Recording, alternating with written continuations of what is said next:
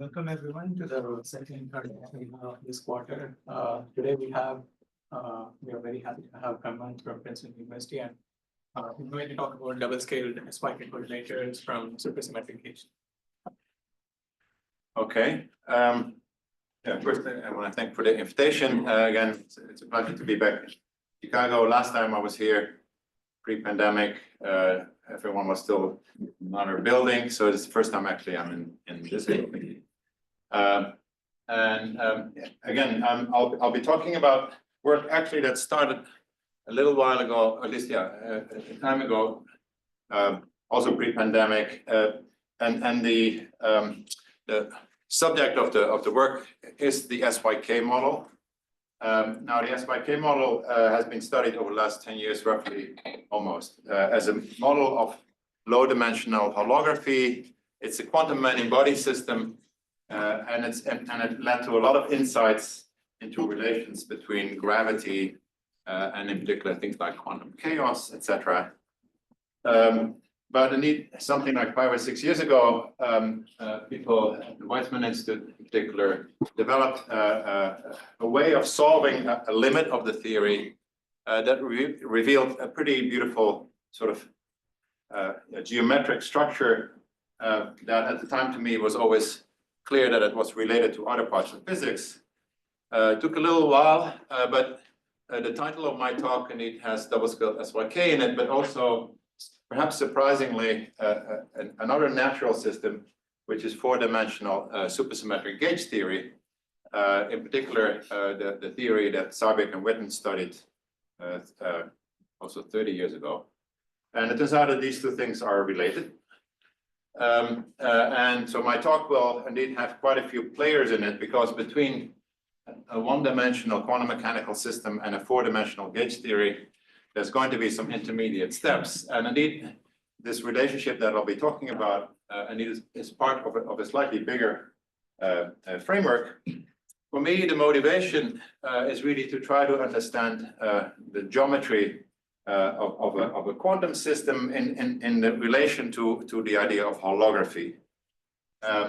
But that's sort of maybe something that I'll discuss at the very end. And the type of holography actually that I'll be talking about is sort of a new type, somewhat different than the standard ADS-CFT correspondence, for reasons that I'll, again, I hope to explain. So let's see if this works. So this is again an outline, and as you see, it's going to be a little bit of a wild ride. I'll be talking about a one-dimensional model, and in the title, indeed, I already indicated the relationship with 4 dimensions. A one-dimensional model, indeed, the SYK model itself has been proposed as what we call a holographic dual description, potentially of a 2-dimensional quantum system. And I'm writing down here that 2-dimensional quantum gravity system, which is then Liouville theory in 2 dimensions. And then basically one of the more powerful framework actually turns out to be 3-dimensional Chern-Simons theory that somehow connects all these things. Now this may seem a little bit disorienting, so let me try to illustrate a little bit of a roadmap of the left 3 blobs here, because those connections had already been understood in previous studies of gauge theories in 4 dimensions. And the basic idea there is the following, and with the danger of actually losing even more people perhaps, but you start with 2,0 theory in 6 dimensions. That's where the story kind of starts. And 2,0 stands for 2 supersymmetries in 6 dimensions. This is a kind of a unique theory. We don't have a Lagrangian description of it, but kind of its claim to fame is that if you put this theory on a 2-dimensional surface that I'm going to call C, times say 4-dimensional space-time, for now let me just call this R4, then you could consider a limit where this 2-dimensional surface becomes very small, and then you're effectively left with a 4-dimensional theory And the idea is that four-dimensional gauge theory, and let me just abbreviate that with 4D SIMP, Super-Yang-Mills theory, that's the theory that lives in 4 dimensions. But you could, in principle, have other fields here, other matter content in this theory, and that matter content and the gauge group and the gauge couplings are going to be parameterized by the shape, by the topology and the shape of this curve C. Now, it turns out that you can compute supersymmetric quantities here. Particularly, you can compute the superpotential, do an instant sum calculation, and then surprisingly, and this is known as the AGT correspondence, that these partition sums, the instant partition sums in here, are identical and lead to the partition function of a two-dimensional conformal field theory that lives on that surface C. So this is part of sort of the history that underlies some of these connections. So that's an example of this connection between 2D and 4D. Sorry, 2D and 4D. 3D kind of sits in the middle. And maybe I'll go to the next slide. What is the gravity? Liouville gravity? You said this is Liouville CFT. How do you see the gravity? I'll get to that. Okay. Thank you. Thank you for that question. So indeed, it turns out, and maybe I can already answer it partly on the basis of this slide. If you do the instanton partition sum or the superpotential over here, that superpotential will depend on the gauge couplings. Whereas what the quantities that I'll be looking at are, I think, going to be called Schur indices. These are basically Witten indices in the supersymmetric theories. Those Schur indices will be independent of the gauge couplings. And therefore, the correspondence between the Schur indices and that side will also do something on this side. And one of the things that it will do is that it does two things. First of all, it will turn out to be that this Liouville theory will have to become complex. And second of all, it will have to become a gravity theory as opposed to a CFT. Okay. So indeed, once you start looking at indices here, then here indeed you have to replace this theory by gravity.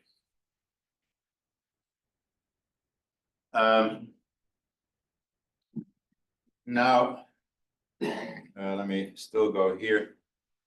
So one of the things that also was sort of known for a while in theoretical physics, that if you take Chern-Simons theory in 3 dimensions, here I'm again looking at the one that's relevant for my talk, which happens to be SL2C Chern-Simons theory. Normally one would study, say, Chern-Simons theory with a compact gauge group, and then famously that Chern-Simons theory has what we call edge modes. Those edge modes are indeed a conformal field theory with certain symmetries. In this case, again, when the gauge group is compact, or say complex, SL2C, it turns out that it's actually, in a sense, more natural to start treating this theory sort of as a theory of gravity almost. And indeed, it turns out that SL2C Chern-Simons theory with non-compact gauge group can be viewed as a first order formulation of the 2+1 dimensional de Sitter gravity theory. Basically, what you do is you take the gravity theory, you take a 3-bind, and you take the spin connection, you take these two linear combinations, and then the first order gravity action organizes like the SL2C Chern-Simons like that. So that's at least the connection with de Sitter gravity. And the fact that it's de Sitter is one of the themes again of my talk, and also basically of my interest. I will sort of in this talk not say too much about the gravity, and because de Sitter gravity is still not fully understood at the same level as anti-de Sitter gravity. The more robust connections that I will be able to explain is really what does Chern-Simons theory mean, and what will Chern-Simons theory have to do with the other corners of this duality. Again, I'll be somewhat schematic in many cases, inevitably, because indeed there are many players in the game. But one thing you can do indeed is put this Chern-Simons theory on a surface with on a manifold with boundary, and then look carefully indeed what kind of degrees of freedom are living on the boundary. And it turns out that this Chern-Simons theory indeed naturally has a theory on the boundary that organizes in the way written here, that is actually the sum of two Liouville actions. Normally, indeed, for compact groups, you get something that's called the Witten action. It turns out in this case, it's more natural to sort of organize it in terms of these Liouville theories. And the Liouville theories themselves have a Virasoro algebra, have a symmetry algebra. But there's something else special about the Chern-Simons theory, namely that the level is imaginary. And this is precisely essential for this to be related to de Sitter gravity, the fact that the level is imaginary. Which means that the corresponding Liouville theory also has, you could call an imaginary coupling in front of it. And then if you use the machinery that people have developed in solving these kind of theories, you can determine what the corresponding central charge is. And there's a very interesting formula that you get, is that this compound, which is the level of the theory, of the Chern-Simons theory, often one writes it as pi times the coefficient that we call b squared. So b is often the Liouville coupling. B squared is imaginary, and then it turns out that the formula for the central charge takes this form. So this is a theory consisting of two sectors, each of which has a complex central charge. But the total central charge adds up to 26. The real part here is 13. And again, this is the sense in which this theory is going to be a gravity theory, because indeed we're going to be, at least it's very natural at this point to actually view this boundary theory as one that you actually have to view as one that does not have a metric. It has a fluctuating metric. What you do is you couple it like you would do in string theory, you couple it to a BC ghost system. And you only look at things that are invariant under the Virasoro. Sorry, before doing that, is this theory unitary or non-unitary? Good question. So indeed, if the central charge is complex, it's a non-unitary theory. And indeed, if you look at the descendants with the Virasoro modes, you get negative norm states. But at the moment that you gauge the Virasoro symmetry, you get back to a unitary theory. Just in the last week, there have been a couple of papers on the archive by Eberhard, Collier, Millman, and Rodriguez, where they actually are basically solving this theory. I should say that there are still some questions about how to solve this theory, but at least one can analyze this thing very explicitly. And the theory does seem to be defined as an actual 2D gravity theory.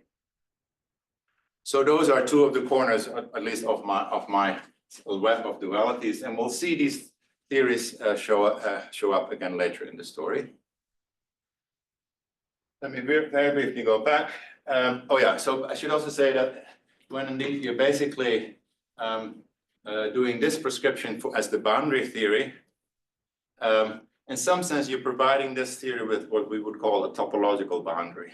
And one way of thinking about the topological boundary is that basically indeed you have a three-dimensional manifold with a boundary, but you just require the gauge field to be real on the boundary.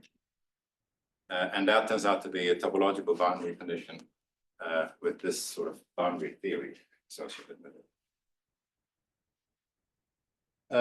Okay, so now let me just go back to my storyline very briefly here. I'm now jumping here. So I'll give you the outline. This is also the outline of my talk.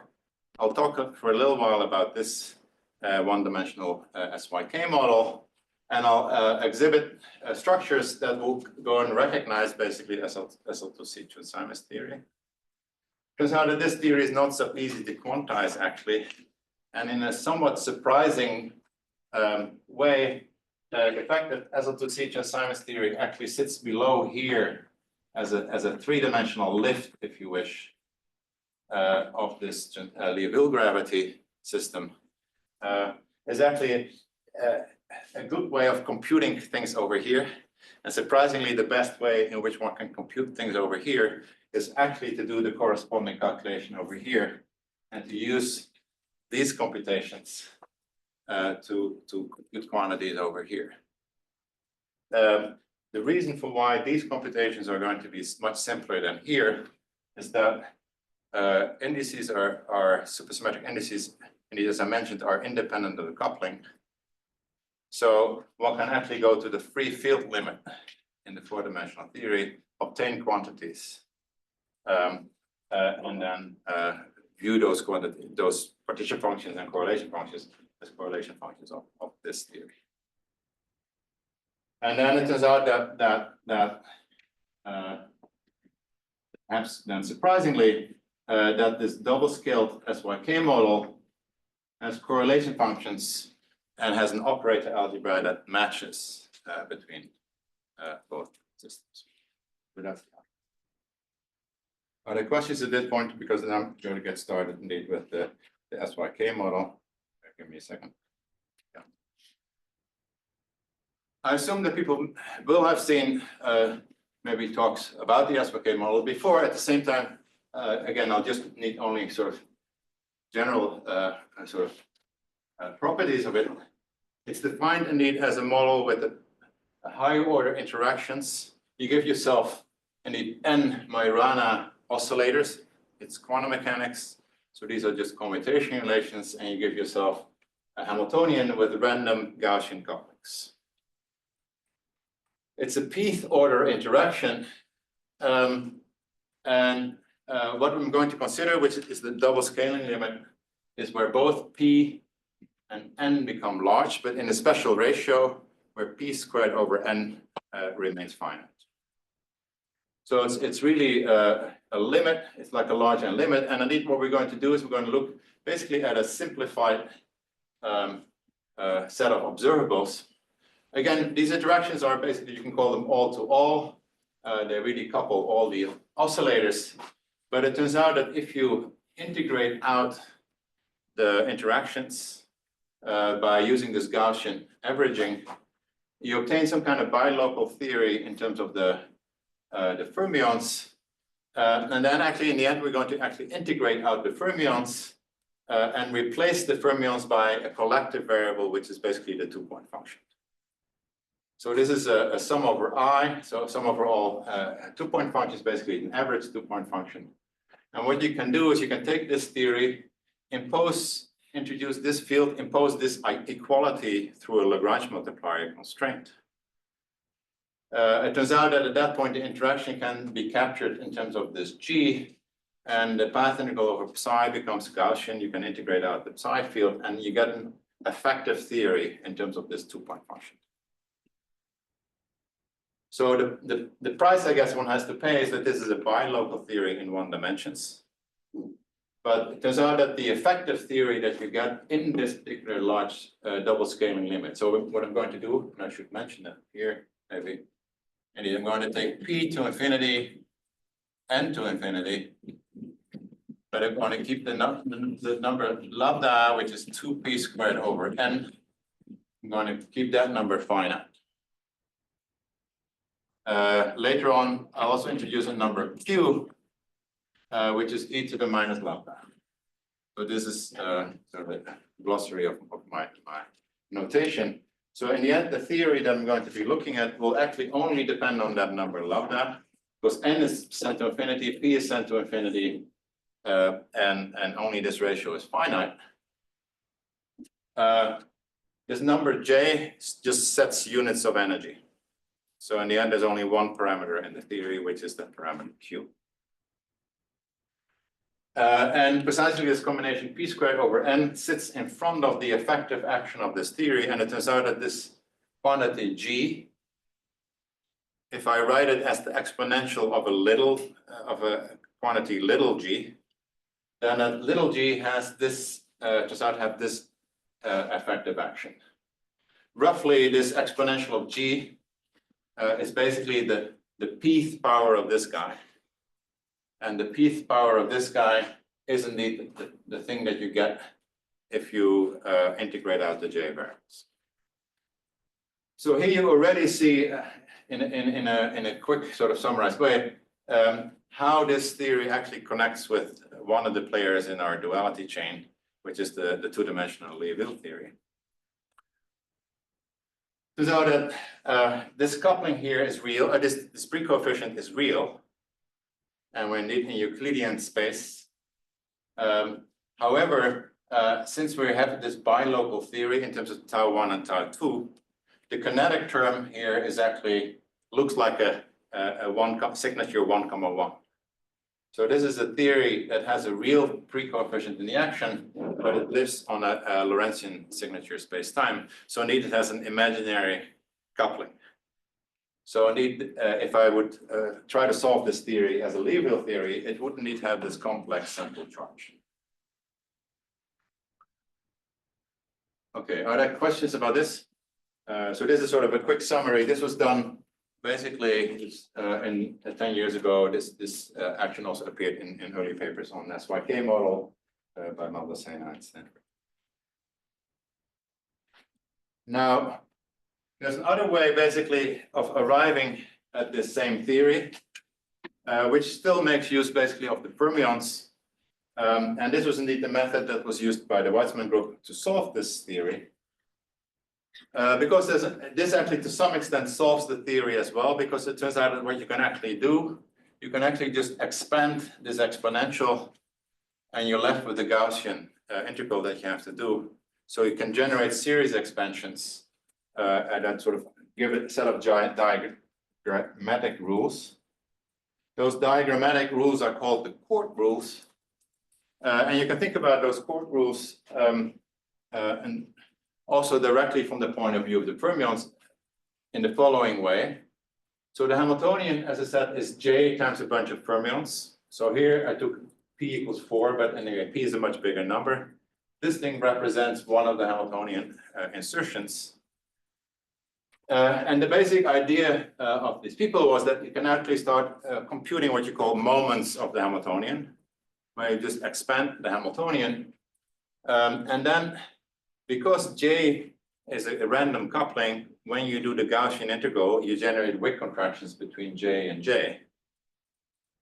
And because the number of fermions is very large, those lines actually, in some sense, because of large n, force the fermionic Wick contractions to also follow the same lines.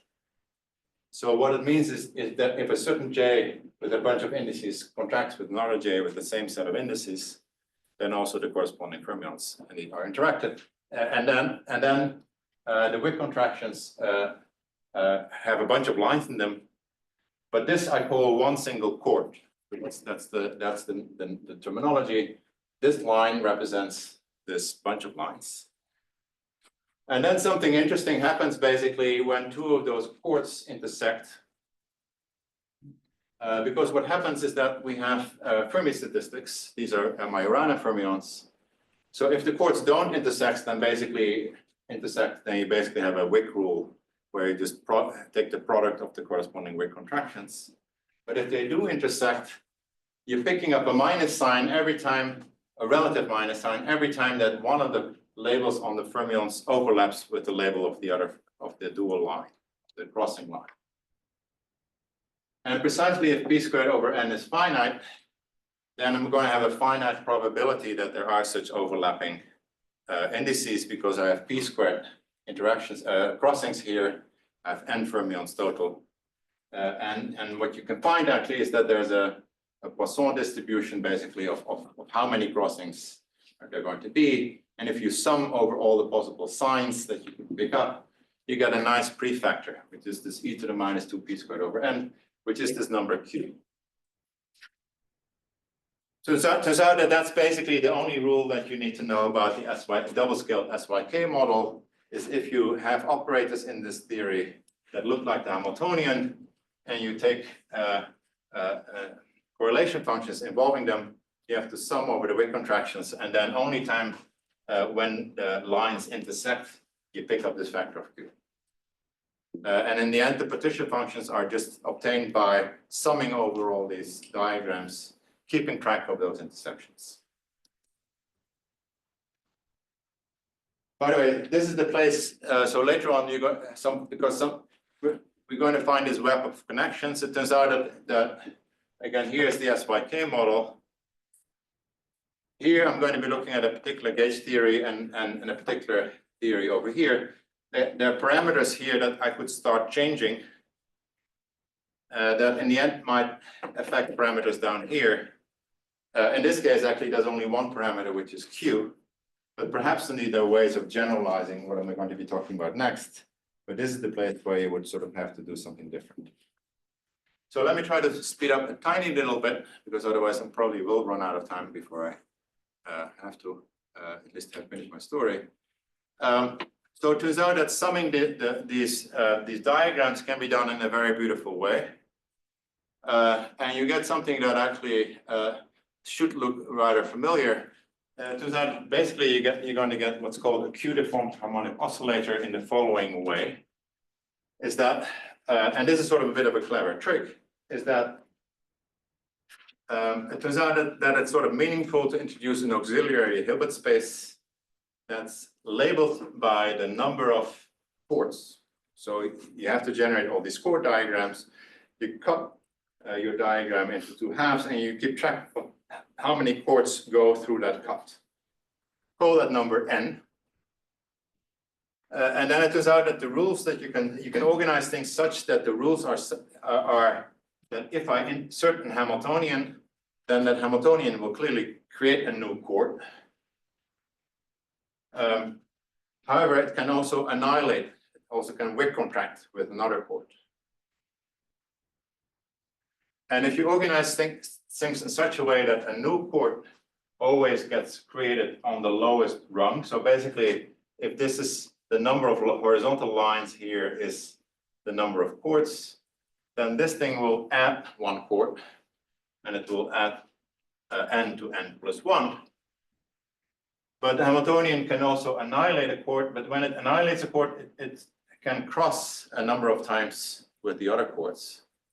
And you get a geometric series where you have to sum the possible crossings over the possible number of crossings. And that geometric series is that quantity. It's a finite geometric series. But this thing is called the Q integer. And if you stare at this a little bit, then you recognize this thing basically as a Q-deformed harmonic oscillator. It turns out that if you write this H operator as an A dagger plus an A dagger just raises the level, and A lowers the level with this prefactor, then what's called the cube commutator of A and A dagger, where the cube commutator is defined by A dagger minus Q A dagger A. That thing is equal to 1.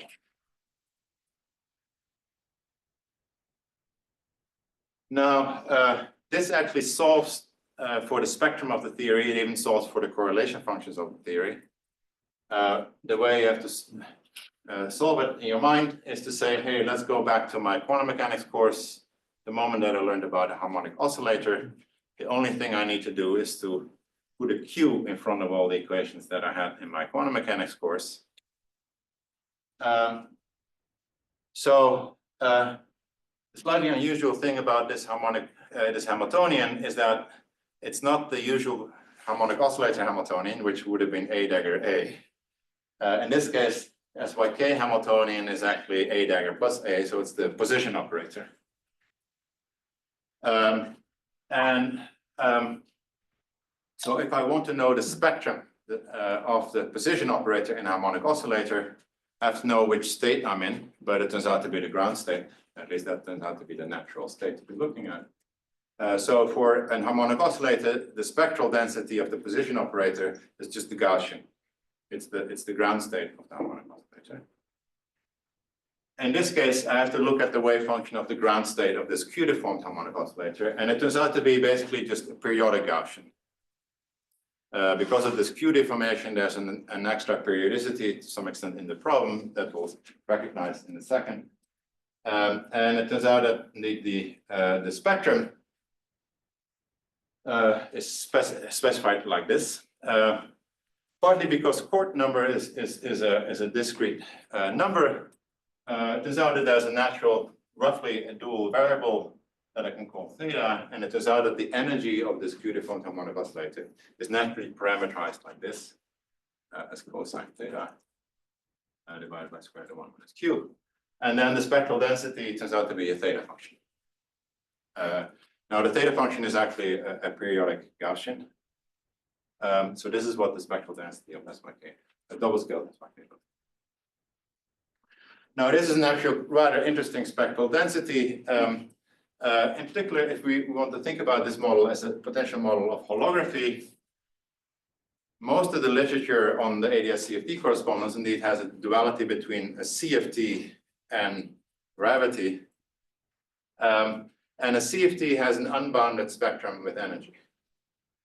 It turns out that this lower tail of the spectral distribution, and it looks very much like the energy spectrum of a one-dimensional CFT.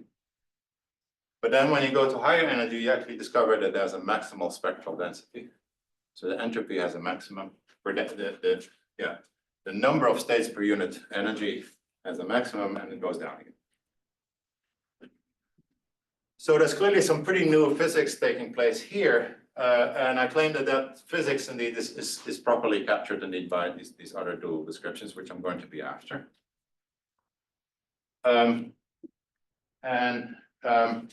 indeed, it turns out that essentially studying what happens close to the maximum is sort of the, where, as I said, the most interesting physics takes place. Is there a question? So here I'm just going to flash some other formulas. It turns out that, again, this thing here is called the Pochhammer symbol. Maybe I should write down the definition.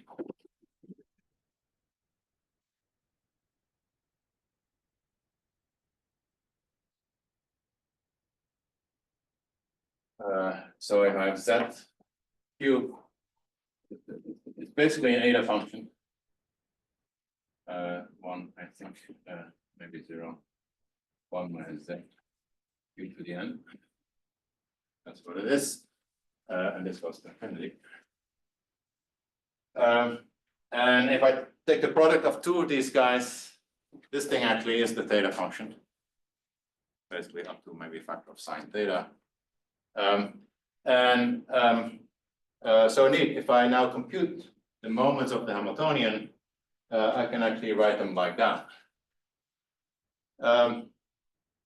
Given again the title of my talk, the experts in Schur indices will at this point indeed start recognizing that this will indeed be something that one could obtain in a four-dimensional theory by asking a very gauge theory, by asking a very different question. Just also for later reference, if you take, for example, a two-point function, what I mean by O sub delta, let me be more specific about that. If I take in the SYK model, instead of just taking the Hamiltonian, I could take an operator that looks like the Hamiltonian, but say instead of having p term, a factor of p, a product of p size, I could have a product of p prime size. Delta is the ratio between p prime and p. So if delta equals 1, then this is the Hamiltonian to some extent. So that's what these operators are. And it turns out again that in double scale SYK, you can actually nicely compute this thing and you get expressions that look like this. So the things to remember is that energy again is parameterized by an angle. That the spectral density looks basically like the theta function. And again, there's all kinds of interesting physics in the fact that this system actually has a point of what you could call infinite temperature. Right, because if I'm sitting here, the entropy is constant with energy. And if the entropy is constant with energy, that's a point of infinite temperature. There was a time when I got confused if temperature is negative. But this temperature negative is just sitting in this region here, where entropy decreases with energy, which is possible. Okay, so there are all kinds of interesting questions about what does SYK really mean. And I'll jump over this part of the next few slides relatively quickly because I do want to get to the gauge theory part. But I still wanted to briefly explain the motivation. As I mentioned, there are certain hints that this theory might actually have something to do with de Sitter gravity. Very quickly, if you write down, say, three-dimensional de Sitter gravity as the usual Einstein action, you look at the solution. Space-time basically looks like a hyperboloid. That's de Sitter, that's global de Sitter space. But importantly, if you live in de Sitter space, you only see basically half, or actually only a small fraction of the space-time, because basically space-time is expanding and there are parts of space-time that you cannot communicate with. So there's a thing that's called the static patch, and in the static metric, it's basically given by that metric. But this metric only covers part of the global space-time. What's more interesting is to try to think about, say, thermodynamics of de Sitter space, or what would it mean to actually put a mass in de Sitter space. In 2+1 dimensions, it turns out that if I put a mass in de Sitter space, I don't get a black hole or anything. In 2+1 dimensional de Sitter gravity, there's no black hole. There is a thing that's called Schwarzschild de Sitter. And what Schwarzschild de Sitter is, it turns out in 2+1 dimensions, if you put a mass at a certain point in space, it creates a conical deficit. If you go around, the angle is no longer 2 pi, it's less than 2 pi. And indeed, for example, what it would mean is that if I put a point here in space and I put mass there, then basically what happens is that the static patch, which I should have emphasized, has an horizon. So there's a place where the static patch ends, you call that the horizon. The horizon shrinks if I put a mass in the center of the static patch. And this is indeed also a system that has negative temperature, basically, because if I start putting energy into it, if I use the Gibbons-Hawking or Bekenstein-Hawking formula that the entropy would be proportional to the area of the horizon, putting energy into de Sitter space lowers the entropy because it decreases the area of the horizon. And then a priori, you might have thought that temperature should be negative. In most way people think about these things, they indeed sneak in a minus sign over here. And then they still argue that this is a system that would be experienced as having top positive temperature, which we call de Sitter temperature. But these are properties of 2+1 de Sitter, which already sound pretty similar to the properties that the SYK model has. But as I said, I'm going to be more interested sort of more in a way of looking at this theory as something that's equivalent to Chern-Simons theory, but the two things are not far removed.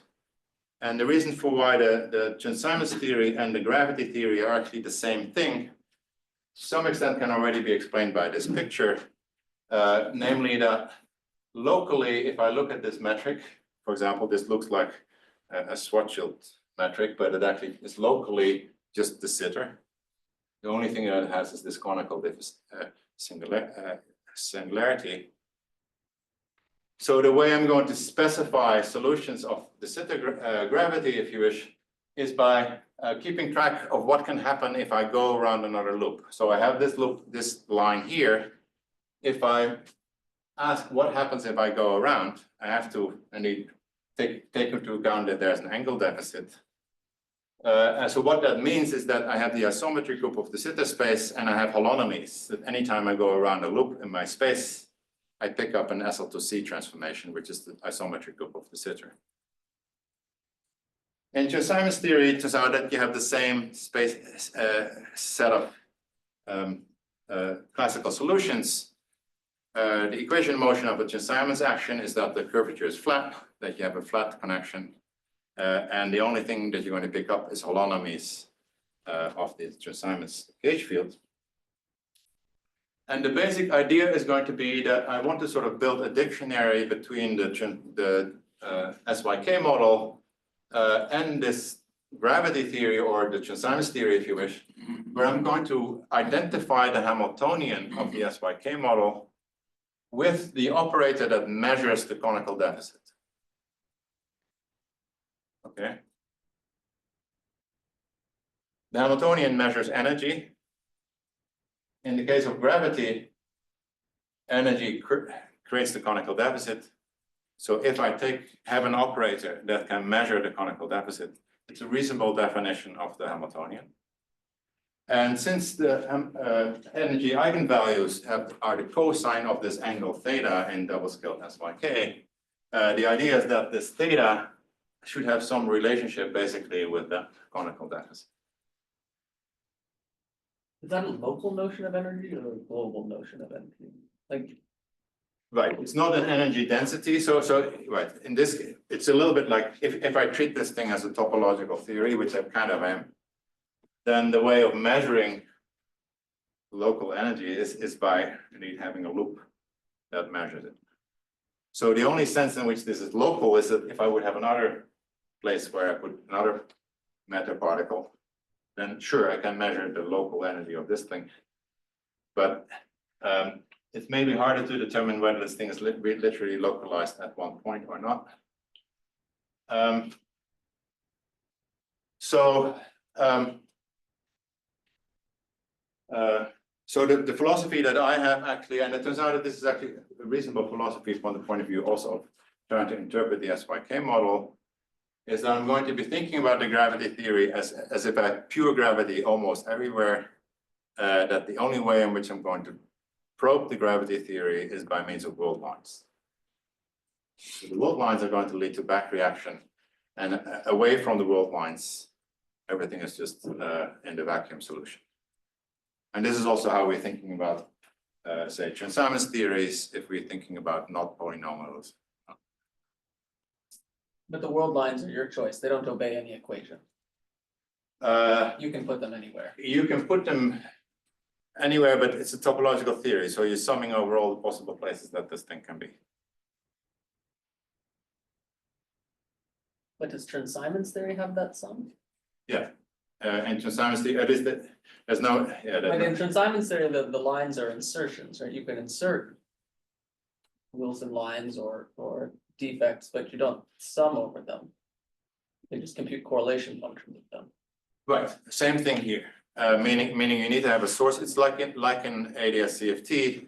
If I want to create an extra line operator, I need to act with an operator that creates it. One thing that we'll see shortly is that if I have a line operator in a gauge theory or in a gravity theory, I cannot let it end anywhere. I have to make sure that I have it end either on a boundary, perhaps, or indeed end on another line, and then glue them together in the gauge invariant way. So the observables are basically networks, if you wish, of line operators, just like you would do indeed in the Chern-Simons theory.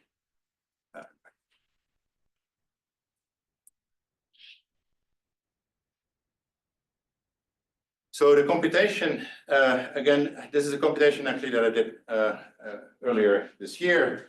And it turns out to be also a natural computation that builds sort of quantities that one can later interpret as indices.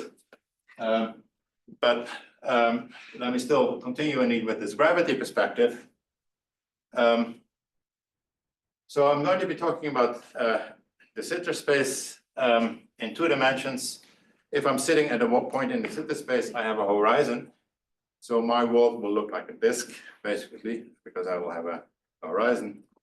And there's going to be another side to my world. So I'm sitting, say, at the North Pole, and someone else might sit at the South Pole, and we cannot communicate with each other. The operator that will measure the amount of energy that I have at my location at the North Pole is a Wilson line that goes around, a Chern-Simons Wilson line that goes around the equator. But if I have a North Pole and a South Pole where I can put energy, I also have another operator that basically measures the holonomy between the North Pole and the South Pole. So this is the system that I need to quantize, and I claim that this is basically a system that leads to the SYK spectrum. I need by identifying the Hamiltonian with that Wilson line. I'll be relatively quick. I give myself either a constant curvature metric, or I give myself a flat SL to C gauge field. And one way of thinking about it is that I can, if I have a flat gauge field, I can find parallel transport a field psi. I can ask what happens to psi if I go around what I call the A cycle, the green cycle. That thing gives me a matrix M. Or I can ask, how do I compare psi at the South Pole or psi at the North Pole? And that will give me another operator that I'll call T or T0. More generally, you can have actually operators which are line operators that wind around the North Pole a bunch of times and then arrive at the North Pole. So in general, I have an operator W that goes around the A cycle and an operator Tn that goes many times around the North. Okay. Maybe as a way of sort of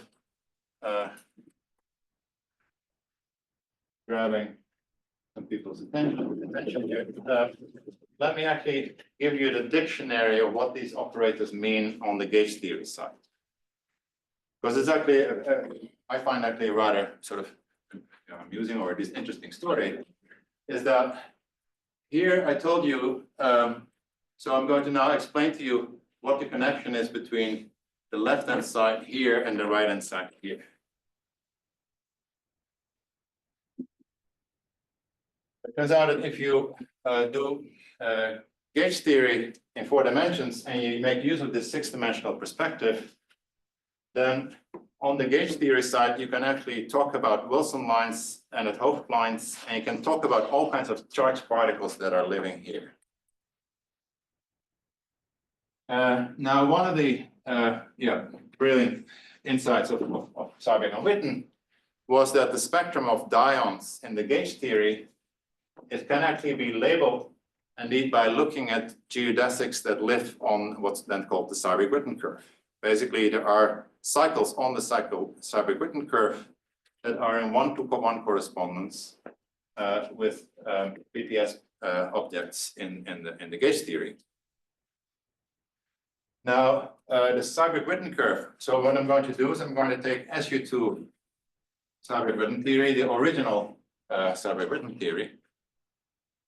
And that theory indeed has a curve which exactly looks like the one I have here over here. So the Seiberg-Witten curve indeed of pure SU2 gauge theory is a sphere with what's called 2 irregular punctures.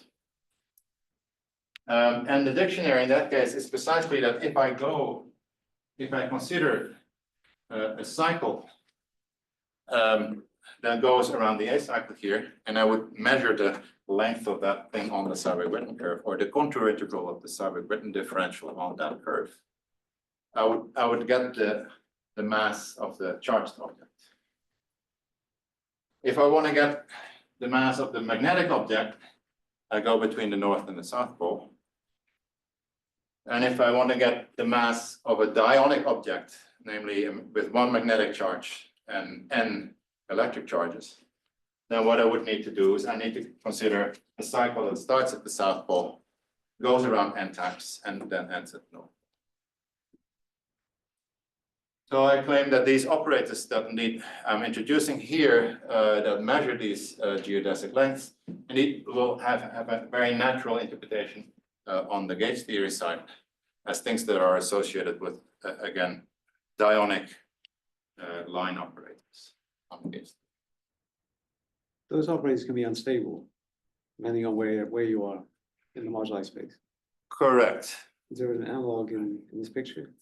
Yeah, that's a very good question. To be honest, when I first started thinking about this duality, this was the thing I was most worried about.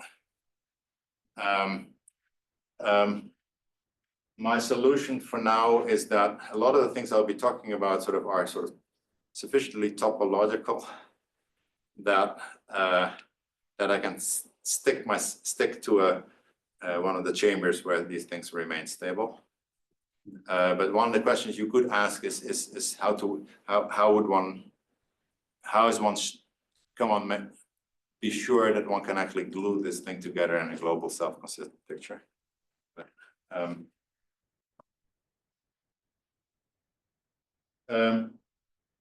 yeah, so let me the next 2 slides I'm going to be very quick. I'm not going to explain too much of what's happening here. It turns out that basically you can discover that there are certain nice classical relationships between, because basically I need to quantize this system. And it turns out there are nice classical relationships between the values that all these things can have. And it turns out that one of those classical relationships goes by the name of the Ptolemy theorem. The Ptolemy theorem, here's Ptolemy, says something about a quadrilateral, where basically the version that I know best is where this thing is a square, but the general version states that if I take the product of the length of the diagonal of a quadrilateral, I get the sum of the length of 2 of the sides plus this one. For a square, it's easy because this is square root of 2 times square root of 2 is 1 plus 1. But Ptolemy generalized this one. Turns out that this is actually the first example of a thing that nowadays we would call a skein relation. Because a skein relation also tells you something about how 2 lines that cross actually are related to lines that don't cross. And indeed, it turns out that basically to solve this quantum problem that I posed for myself, namely, how do I quantize that system, turns out to be basically, so this is the Ptolemy relation, and I'm just going to put some Q's in here, which are obtained by quantizing the theory. And the quantum theory indeed is dictated indeed the way it happens by looking at the commutators of the Chern-Simons fields. Again, this is at the level of the gauge potential, but at the level of the Wilson lines of the Chern-Simons theory, turns out that this thing is, again, something that people have studied quite a bit in 2+1 dimensional. Chern-Simons theory, known as the skein relation, but now there's a q to the 1/2 here, and a q to the -1/2 there. And indeed, it basically leads to the Jones polynomial because it means that now if I start moving these to each other, I pick up non-trivial factors of q. In our dictionary, this q is the same again as that q. It's the level of the Chern-Simons theory. It's a real number. It actually is even also related to the Newton constant. And then if you now write down the Ptolemy theorem, for example, T times the Wilson line, it can be decomposed into those sort of non-crossing lines. It turns out that these algebraic relations have all kinds of magical properties. It's called the skein algebra. You can actually generalize it where you have arbitrary winding numbers. Turns out that this algebra is equivalent indeed to the Q-deformed harmonic oscillator algebra that I wrote down earlier. It turns out that this algebra is also known to be equivalent to the algebra of line operators in Seiberg-Witten.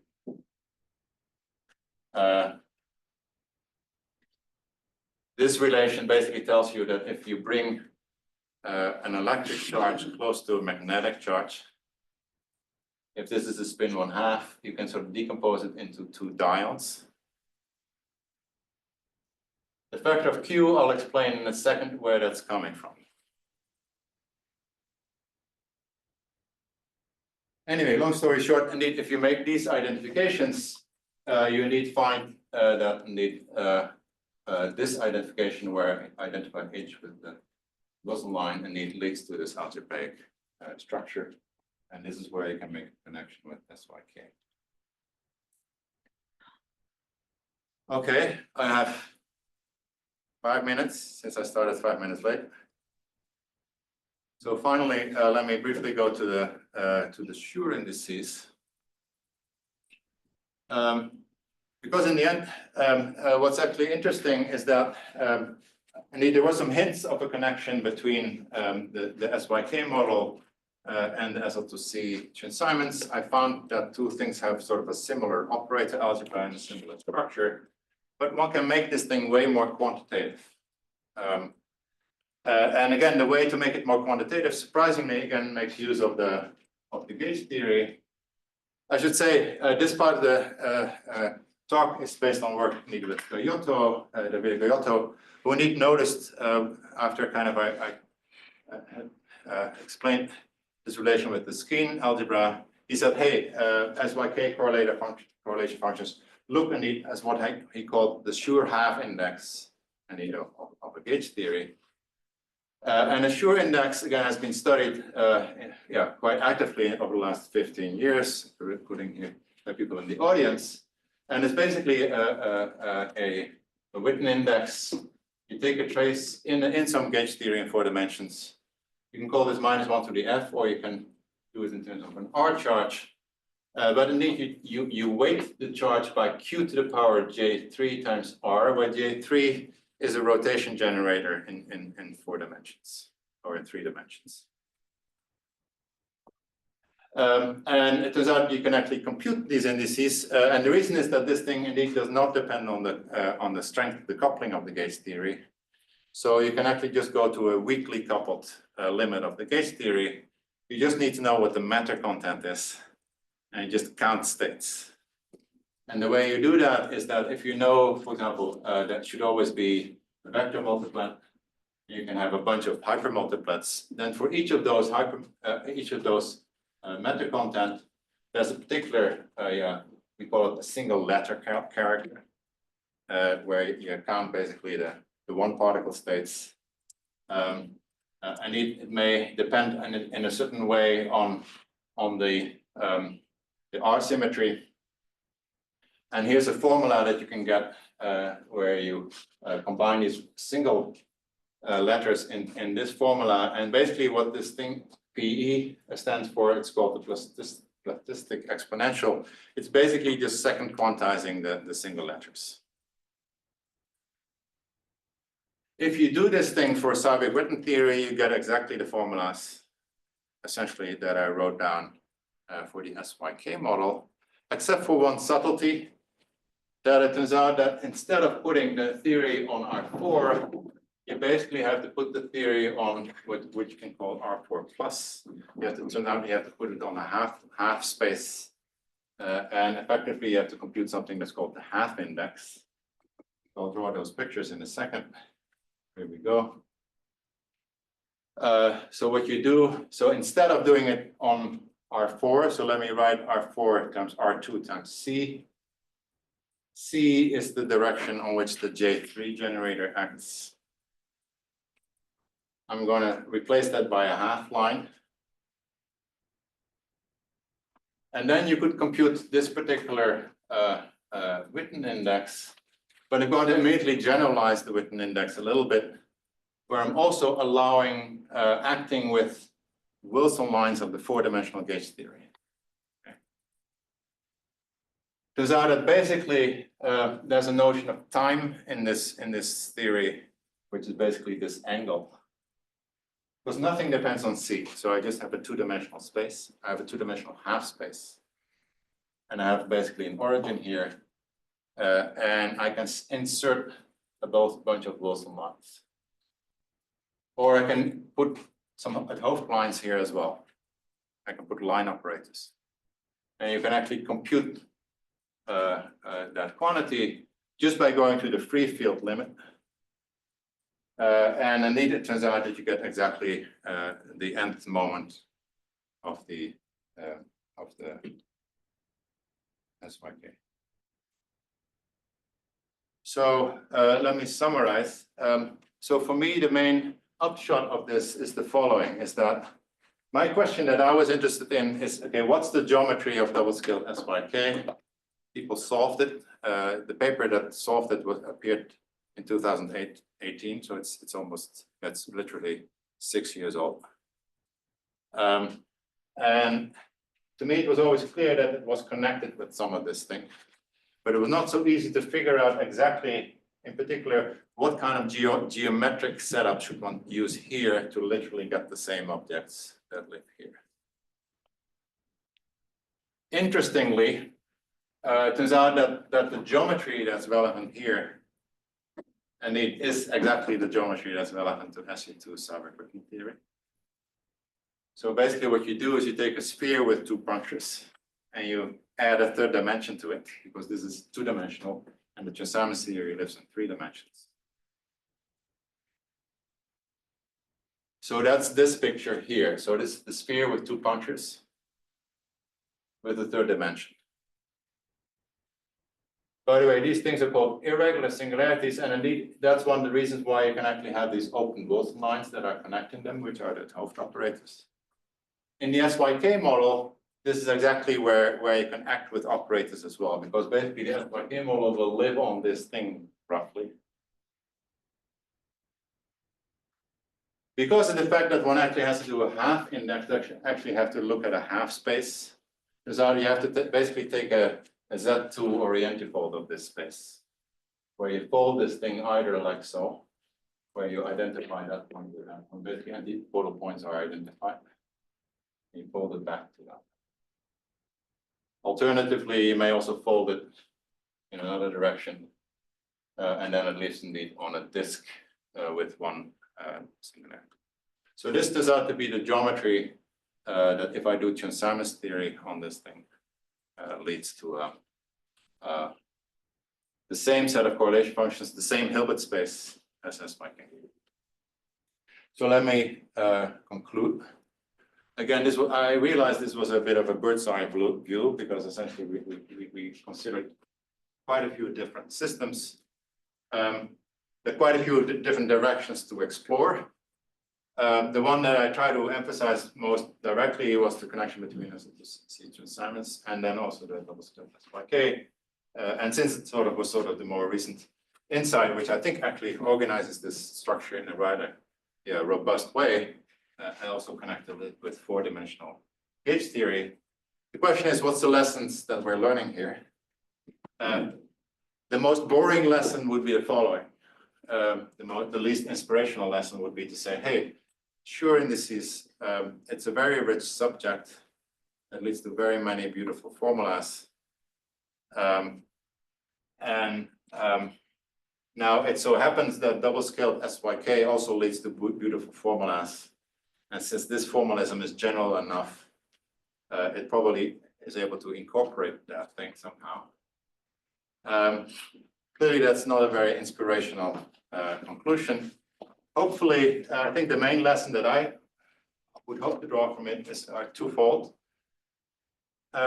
These structures here, at least for sure, have some connection with the supersymmetric world, for example, that we can connect with string theory. It's beautiful things that we've studied. Previously, it was not that clear where the SYK model actually fits within that world that we can get, as a limit of string theory. Now we find pretty robust connections where it might be possible to start looking at systems, maybe that even generalize SYK, that could be embedded in string theory. That's one lesson.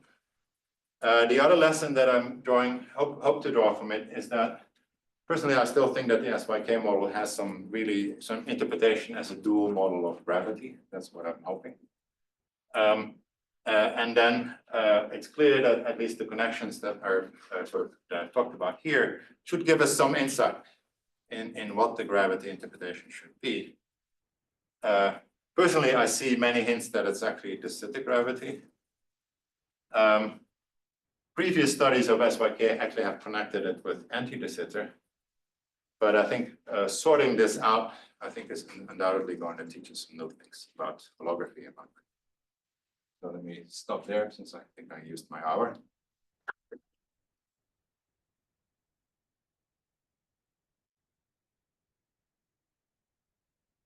Questions? So is there a compactification of the 2-0 theory that gives the SYK model or the double scale SYK model? That's what you might think based on this. Yeah, so that's what this slide was sort of meant to indicate. You take the 2,0 theory, basically.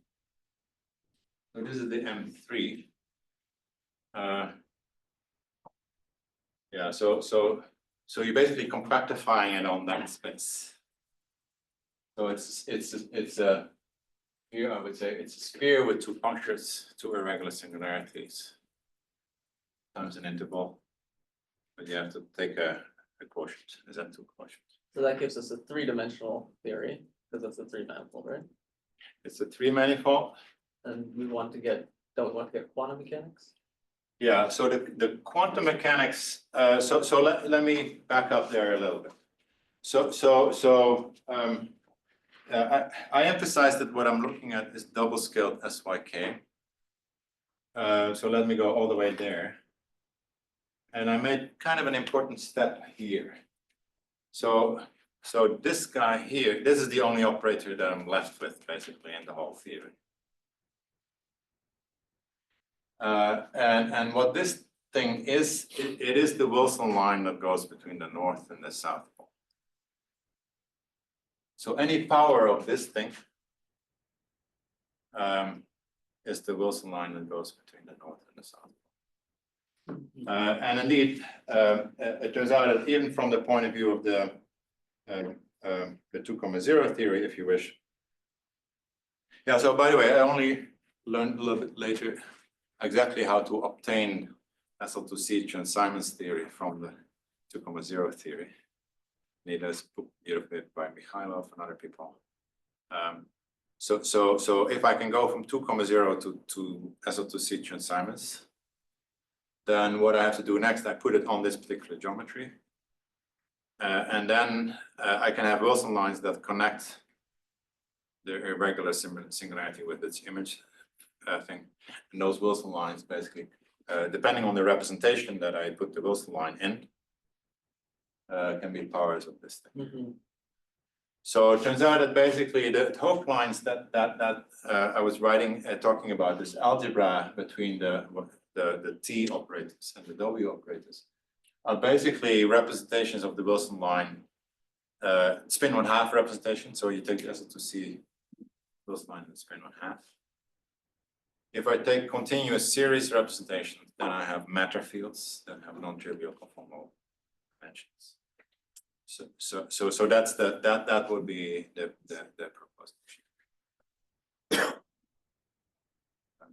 And it's sort of, at least from the point of view of holography, what it would mean is that the SYK model kind of lives on the north or the south pole of this geometry, and that by sending signals back and forth between the north and south pole, we're inserting operators. Any other questions? Sorry, why did you say that tau 1 and tau 2 form the Lorentzian signature? Yeah, so here I'm writing d tau 1, d tau 2 integral. The reason why it's a bilocal integral is that first of all, this thing here is actually, again, this exponential of little g is actually a pth power of this big G. So this is naturally a bilocal object in time, and I'm integrating it both over tau 1 and tau 2. But it so happens that the other part of basically the kinetic operator, if you wish, of the fermions organizes itself in terms of a structure, in terms of this little g that has a d tau 1 sitting here and d tau 2 sitting there. So tau 1 and tau 2 behave as if they're lifelong coordinates. Oh, Even though they started their life at just as the Euclidean time of the because it's a mixed term, right? yeah, because it's this of the diagonal term. This is just a naive question about the connection with gravity. So I think about de Sitter gravity, some fixed cosmological constant. I've got a black hole with some mass in that background. I can spin the black hole up. I can make the mass approach the scale of de Sitter. Other reflections of like those features in Yeah, so spin up to now it's not included in the basic model, and it would have been surprising actually if I could have spun up the black hole in 2+1. It's already surprising that I can go from a one-dimensional SYK model up to 2 dimensions. Yeah. So to a large extent, it seems that this is sort of looks a little bit like an S-wave reduction.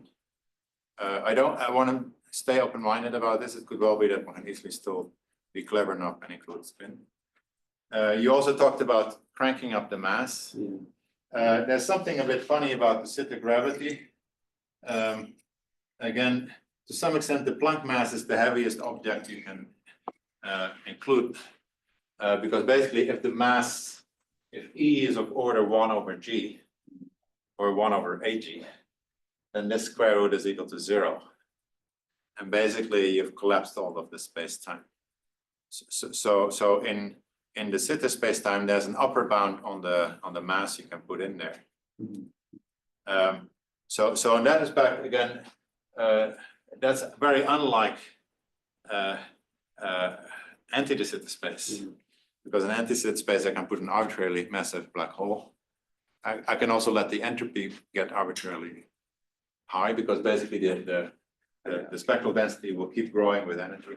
Whereas here it again has this turnaround. Where does the 8 come from? Sorry? The factor 8 Conventions. This came from. in convention. Now, actually, it's kind of natural, because if you start expanding it, indeed, it does lead to factors of the 16 pi g Newton. So indeed, but this is just ordinary Einstein gravity. This is how you obtain that. And indeed, there are aspects of SYK thermodynamics that indeed make contact with these formulas. But I should say that again, the reason why it's hard to sort of make definitive statements about the gravity is that, again, we have a quite precise understanding of SL2C Chern-Simons. But SL2C Chern-Simons has all kinds of saddle points that perhaps are not quite as easily interpretable as a reasonable saddle point from the point of view of gravity. It turns out that the main feature that this theory has is actually periodicity. All the formulas look periodic in the deficit angle. Now, it's up to you whether you think the deficit angle should be viewed as a periodic variable, or whether it should be a variable that I strictly have to restrict only between 0 and 2 pi. But is there a way you can see that you have to take this double scale limit from the start, or is that just because I guess the normal SYK is P fixed and N to infinity, and I think people were saying this also has some holographic dual. correct. So if you keep P fixed and send N to infinity, you're still in the same framework. So this is more general than the P fixed N to infinity. But it's less general than keeping both P and N finite. So if P and N are both finite, you have all kinds of operators that you could start thinking about that you won't be able to construct from the double scale operators. But if I take the double scale theory and I take the Q to 1 limit, then I get the finite P large N theory, but strictly infinity. Because that's the key point. Is here's N has been sent strictly to infinity and P as well, with P squared over N finite.